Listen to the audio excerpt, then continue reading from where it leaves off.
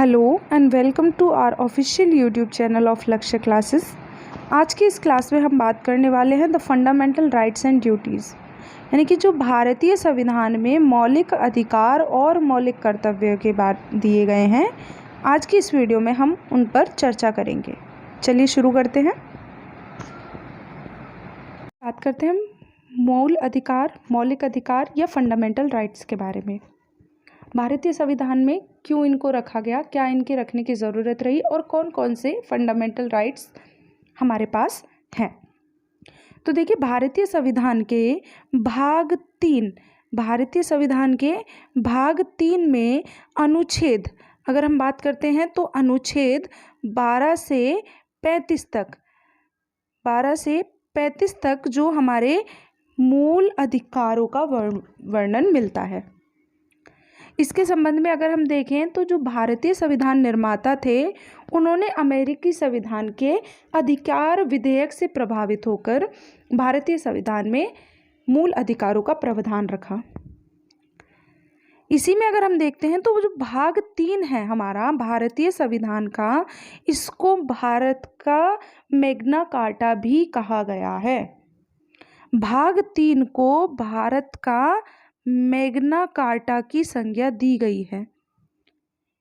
और वो क्यों? क्योंकि इसमें एक लंबी सूची एवं विस्तृत सूची में न्यायोचित मूल अधिकारों का उल्लेख किया गया है। वास्तव में मूल अधिकारों के संबंध में जितना विस्तृत विवरण भारतीय संविधान हमारे संविधान में प्राप्त होता है, उतना विश्व के अन्य किसी देश में नहीं मिलता। संविधान द्वारा बिना किसी भेदभाव के हर व्यक्ति के लिए मूल अधिकारों के संबंध में गारंटी दी गई है। इसमें प्रत्येक व्यक्ति के लिए समानता, सम्मान, राष्ट्रहित और राष्ट्रीय एकता को सम्मिलित किया गया है। मूल अधिकारों का तात्पर्य अगर हम देखें तो राजनीतिक लोकतंत्र के आदर्शों की उन्नति से है। ये अधिकार देश में व्यवस्था बनाए रखने एवं राज्य के कठोर नियमों के खिलाफ नागरिकों की आज़ादी की सुरक्षा करते हैं। ये अधिकार विधानमंडल के कानून के क्रियान्वयन पर तानाशाही को मर्यादित करते हैं। संक्षेप में इनके प्रावधानों का उद्देश्य कानून की सरकार बनाना है, न कि व्यक्तियों की। मूल अधिकारों को अगर हम देखें तो मूल अधिकारों को ये नाम क्यों दिया गया? ये नाम इसलिए दिया गया क्योंकि इन्हें संविधान द्वारा गारंटी एवं सुरक्षा प्रदान की गई है, जो राष्ट्रीय कानून का मूल सिद्धांत है। ये मूल इसलिए भी है क्योंकि ये व्यक्ति के चहुमुखी विकास, अब यहाँ पर अगर हम चहुमुखी विकास की बात करते हैं तो वो चहुमुखी विकास भौतिक, बौद्धिक, नैतिक एवं आध्यात्मिक के लिए आवश्यक है। तो इसीलिए भारतीय संविधान में फंडामेंटल राइट्स की बात की गई है, जिन्हें हम बोलते हैं मूल अधिकार। चलिए अब हम इन्हीं के बारे में बात करते हैं। तो मूल अधिकारों का क्या है? देखिए, सबसे पहले बात करते हैं, मूल रूप से संविधान ने 7 मूल अधिकार प्रदान किए गए थे।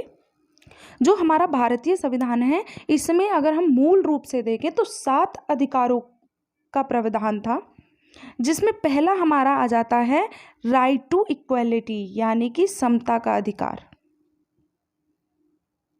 राइट टू इक्वलिटी के बारे में अगर हम बात करते हैं तो इसमें सबसे पहला आ जाता है हमारा राइट टू इक्वलिटी, समता का अधिकार, जो कि अनुच्छेद 14 से 18 तक है।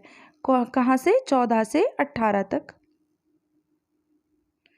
दूसरा हम बात करते हैं, दूसरा हमारा आ जाता है राइट टू फ्रीडम, यानी कि स्वतंत्रता का अधिकार, जो कि अनुच्छेद 19 से 22 तक है। तीसरा आ जाता है हमारा राइट टू अगेंस्ट एक्सप्लॉयटेशन, जो कि हमारा शोषण के विरुद्ध अधिकार, जो हमारा आता है अनुच्छेद 23 और 24 में।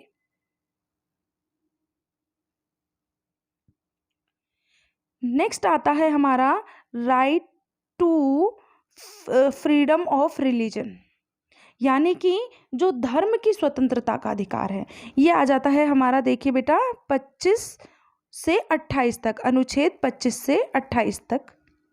नेक्स्ट आता है हमारा कल्चरल एंड एजुकेशनल राइट, यानी कि सांस्कृतिक और शिक्षा संबंधी अधिकार, जो हमारा आता है अनुच्छेद 29 से 30 तक।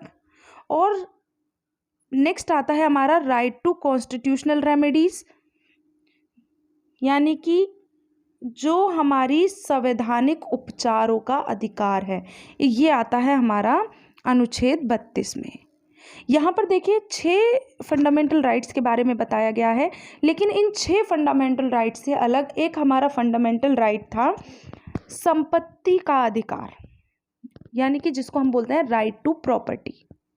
लेकिन जो संपत्ति का अधिकार था वो था हमारा अनुच्छेद 31 में, है ना, अनुच्छेद 31 में था।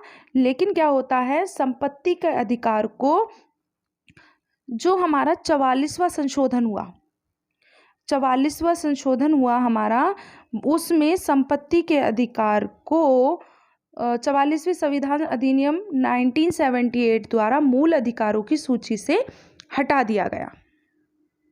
इसे संविधान के भाग 12 में अनुच्छेद 300 का, भाग 12 के अनुच्छेद 300 का, ठीक है, इसको याद रखिएगा, 300 का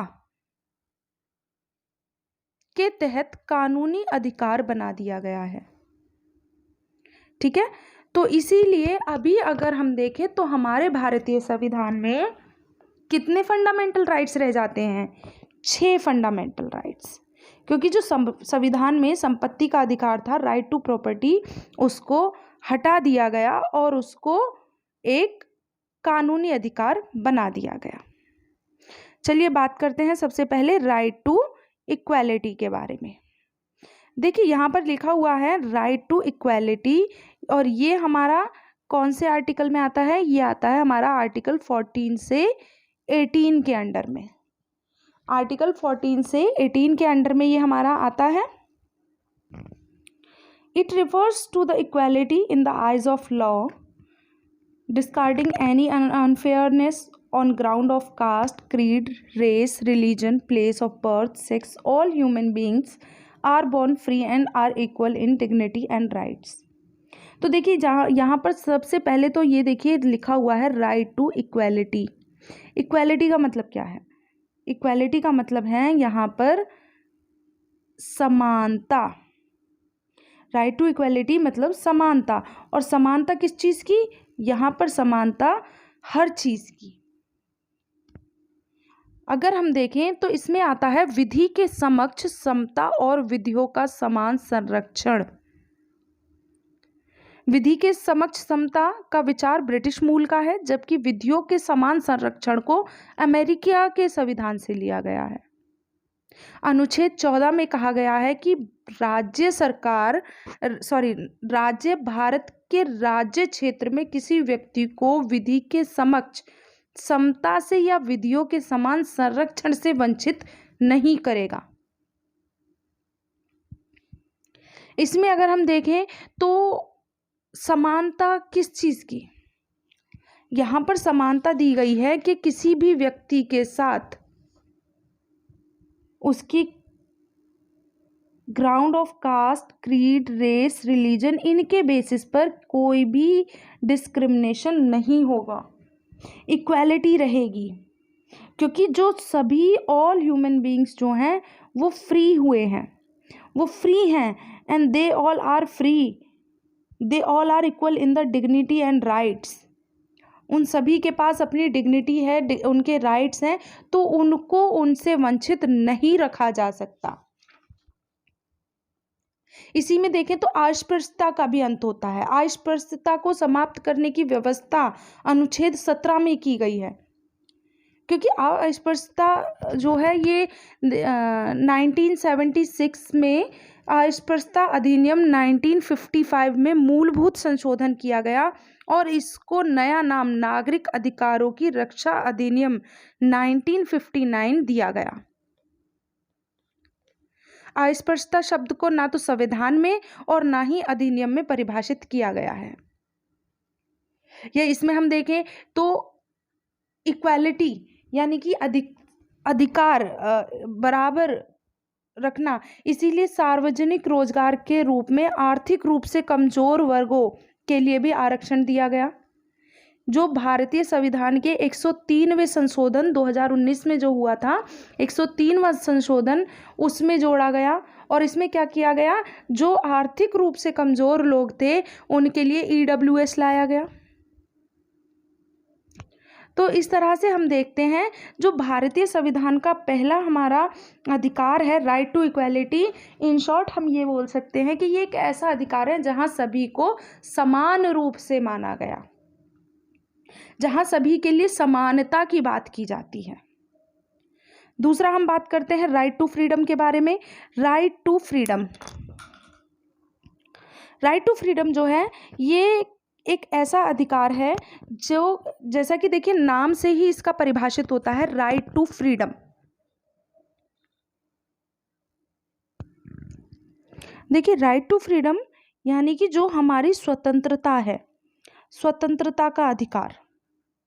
अनुच्छेद 19 में सभी नागरिकों को 6 अधिकारों की गारंटी देता है। ये जो अनुच्छेद 19 सभी नागरिकों को 6 अधिकारों की गारंटी देता है, ये है वाक एवं अभिव्यक्ति की स्वतंत्रता, शांतिपूर्वक और निरायुध सम्मेलनों का अधिकार, संगम, संघ या सहकारी समितियां बनाने का अधिकार, भारत के राज्य क्षेत्र में सर्वथा आबाद संचरण का अधिकार, भारत के राज्य क्षेत्र के किसी भी भाग में निर्बाधा घूमने और बस जाने का या निवास करने का अधिकार, और सबसे आखिर में कोई भी वृत्ति, व्यापार या कारोबार करने का अधिकार। तो देखिए ये सारे अधिकार जो हमें मिलते हैं वो राइट टू फ्रीडम में मिलते हैं, आर्टिकल 19 से आर्टिकल 22 के बीच में। This rights provide various freedoms like, जैसे अभी बताया, freedom of speech and expression यानी कि वाक एवं अभिव्यक्ति की स्वतंत्रता, यानी कि जो आपके मन में है, जो आपकी सोचते हैं, समझते हैं, वो आप अपनी अभिव्यक्ति प्रस्तुत कर सकते हैं। फ्रीडम टू फ्रॉम एसोसिएशन और यूनियन, आपको ये अधिकार मिलता है कि आप शांतिपूर्वक कोई संघ, सहकारी या समिति बनाने का अधिकार रखते हैं।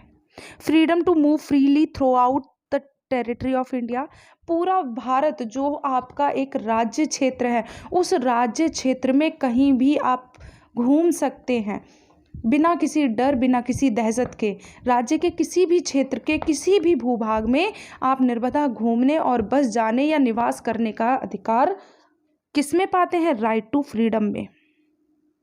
Freedom to reside and settled in any territory of India and freedom to practise any profession, और आप इस चीज़ के लिए भी स्वतंत्र हैं कि आप अपनी काबिलियत, अपनी इच्छा अनुसार कोई भी प्रोफेशन या कोई भी कारोबार कर सकते हैं, कोई भी व्यापार कर सकते हैं। इसके लिए आप किसी भी प्रकार से प्रतिबंधित नहीं होंगे।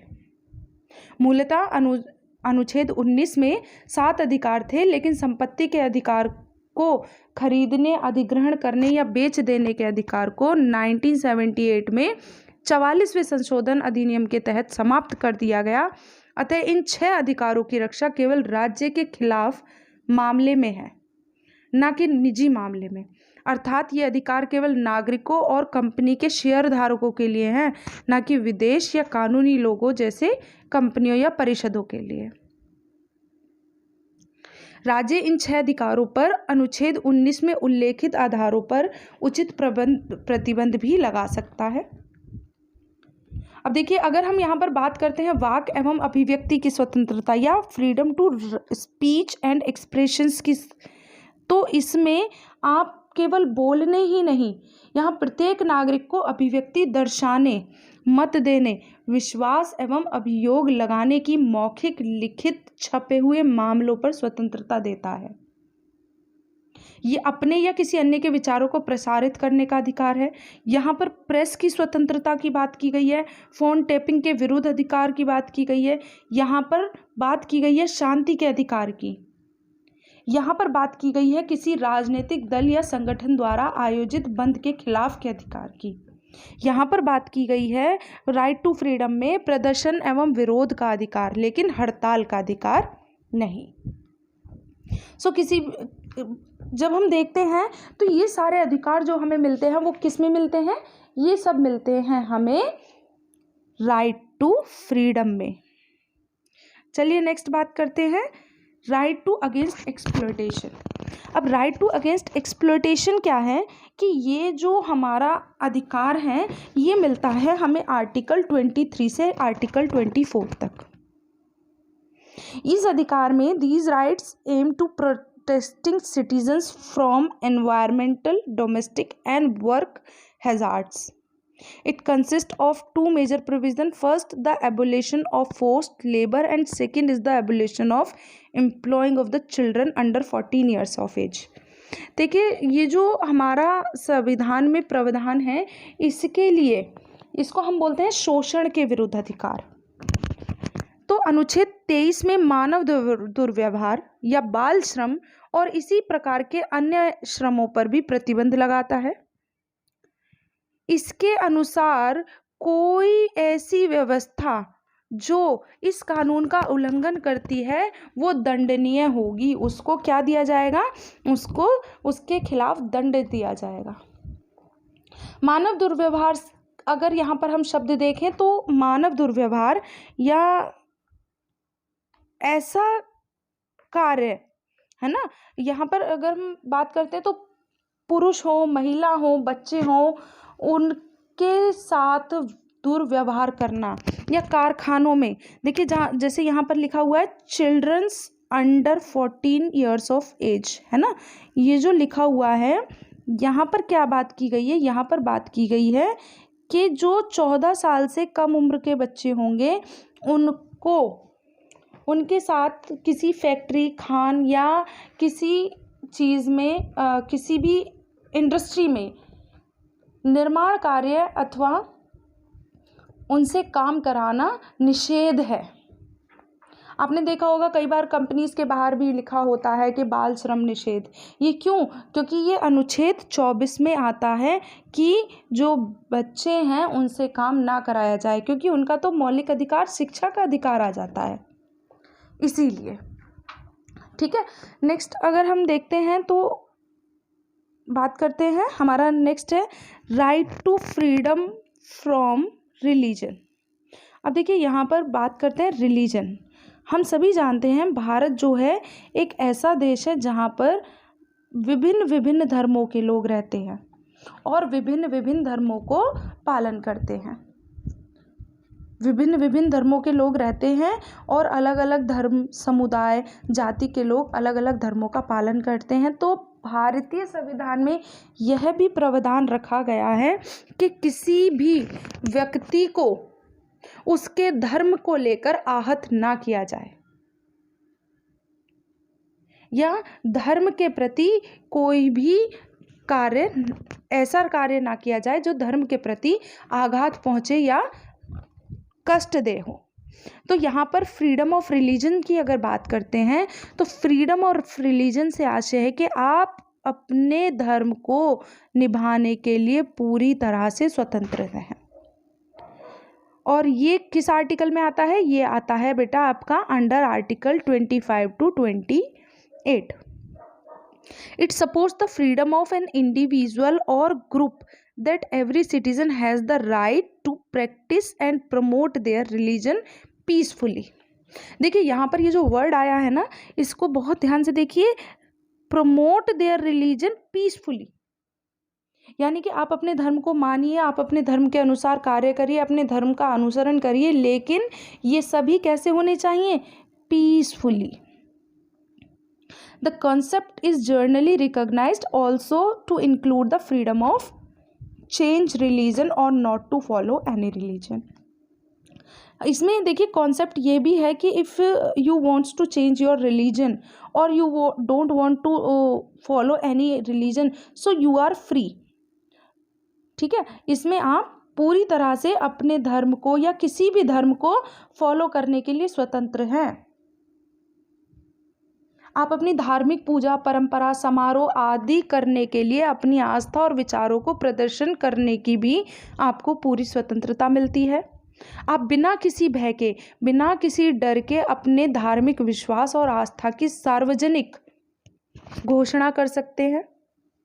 आपके ऊपर कोई भी धार्मिक आस्थाओं का या ज़बरदस्ती धर्मांतरण कराना या धर्म को चोट पहुंचाना, इन सब चीज़ों का प्रावधान हमारे भारतीय संविधान में नहीं है। चलिए नेक्स्ट बात करते हैं कल्चरल एंड एजुकेशनल राइट्स के बारे में। अब देखिए यहाँ पर अगर हम देखते हैं तो कल्चरल और एजुकेशनल राइट्स, ये कैसे राइट्स है, यानी कि ये आते हैं हमारे आर्टिकल 29 से 30 के बीच में। आर्टिकल 29 और आर्टिकल 30 जो है वो आता है हमारा सांस्कृतिक और शिक्षा संबंधी अधिकार। अब यहाँ पर देखिए जो हमारा अनुच्छेद 29 है ये उपबंध करता है कि भारत के किसी भी भाग में रहने वाले नागरिकों के किसी भी अनुभाग को जिसकी अपनी बोली, भाषा, लिपि, संस्कृति और को सुरक्षित रखने का अधिकार है। इसके अतिरिक्त किसी भी नागरिक को राज्य के अंतर्गत आने वाली संस्थान या उससे सहायता प्राप्त संस्थान में धर्म, जाति या भाषा के आधार पर प्रवेश से रोका नहीं जा सकता। यानी कि एजुकेशनल राइट की अगर हम बात करते हैं तो जैसा कि हम सभी जानते हैं, एजुकेशन, शिक्षा हमारा पहला अधिकार है ना। और आप देखिए कि जो भारतीय सरकार है इसने एलिमेंट्री एजुकेशन 6 to 14 ईयर्स के जो बच्चे होते हैं उनके लिए एलिमेंट्री एजुकेशन भी कंपलसरी की गई है। क्यों? क्योंकि एजुकेशनल राइट हमारा पहला अधिकार आ जाता है। This right allow every citizen of India to have a cultural and education up to where the person wants. No citizen shall be denied admission into any educational institute on the basis of religion, race, caste, language और any of them. तो यहाँ पर कहा गया है कि देखिए कोई भी एजुकेशनल इंस्टीट्यूट जो होगा वो किसी भी व्यक्ति को on the basis of religion, caste, creed, race इनके आधार पर एडमिशन देने से डिनाई नहीं कर सकता। क्यों? क्योंकि जो हमारा सांस्कृतिक और शिक्षा संबंधी अधिकार है वो हमें कौन देता है? हमारा भारतीय संविधान। इसी में देखिए जो अनुच्छेद 30 है उसमें अल्पसंख्यक चाहे धार्मिक या भाषाई को कुछ अधिकार प्रदान होते हैं। ये क्या अधिकार हैं? कि सभी अल्पसंख्यकों वर्गों को अपनी रुचि की शिक्षा संस्थाओं की स्थापना और प्रशासन का अधिकार होगा। राज्य आर्थिक सहायता में अल्पसंख्यकों को द्वारा प्रतिबंध संस्थानों में विभेद नहीं करेगी। और अगर हम देखें तो अनुच्छेद 30 में अल्पसंख्यकों, धार्मिक एवं भाषाई की सुरक्षा का विस्तार नागरिकों के किसी अन्य अनुभाग के लिए नहीं है। देखिए यहाँ पर जो ये हालांकि अल्पसंख्यक वर्ड है ये संविधान में कहीं भी परिभाषित नहीं किया गया है। यहाँ पर हम बात कर रहे हैं केवल और केवल एजुकेशनल और कल्चरल राइट्स की, यानी कि जो हमारा भारतीय संविधान है वो आर्टिकल 29 और 30 के अंडर में हमें ये अधिकार देता है कि हम अपनी संस्कृति को फॉलो करें और हम अपने एजुकेशनल राइट्स को लें, उसके लिए कोई हमें मना नहीं कर सकता। चलिए नेक्स्ट हम बात करते हैं last, right to constitutional remedies, यानी कि जो हमारे संवैधानिक उपचारों का अधिकार है। राइट टू कॉन्स्टिट्यूशनल रेमेडीज के बारे में अगर हम बात करते हैं तो ये आता है हमारा under article 32 and it protect the rights of the citizens. They can stand up and fight for their fundamental rights. देखिए यहाँ पहली ही लाइन में आपको ये पता लग जाएगा कि ये जो हमारा अधिकार है राइट टू कॉन्स्टिट्यूशनल रेमेडीज, इसमें कि कोई भी व्यक्ति अपने फंडामेंटल राइट्स के लिए फाइट कर सकता है। In case any of the rights denied to the residents of the country, the individual or the party has the right to present their case in a court. और भारतीय जनता के पास ये पूरा अधिकार है कि वो अपने अधिकारों के लिए उच्च न्यायालय या उच्चतम न्यायालय का दरवाज़ा खटखटा सकता है। मूल अधिकारों की अगर हम संवैधानिक घोषणा तब तक अर्थहीन हो जाती है, तर्कहीन हो जाती है, जब तक कि कोई प्रभावी मशीनरी उसे लागू करने के लिए ना हो। इस तरह अनुच्छेद 32 में संवैधानिक उपचारों को अधिकार प्रदान किया गया है। दूसरे शब्दों में अगर हम देखें तो मूल अधिकारों के संरक्षण का अधिकार स्वयं ही मूल अधिकार है।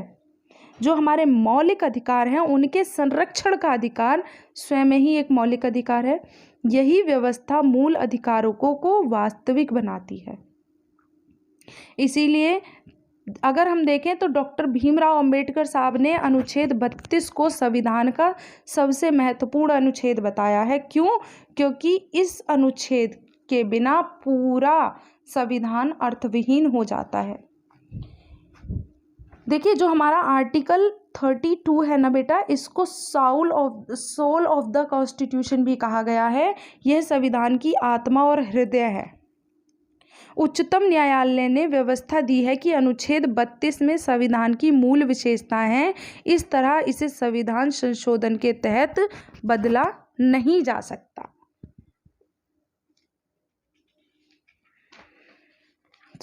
आज हमने बात की भारतीय संविधान में फंडामेंटल राइट्स के बारे में। होप आज आप सभी को वो वीडियो पसंद आई होगी। Please do like, share and subscribe my channel and keep supporting. Have a nice day to all of you.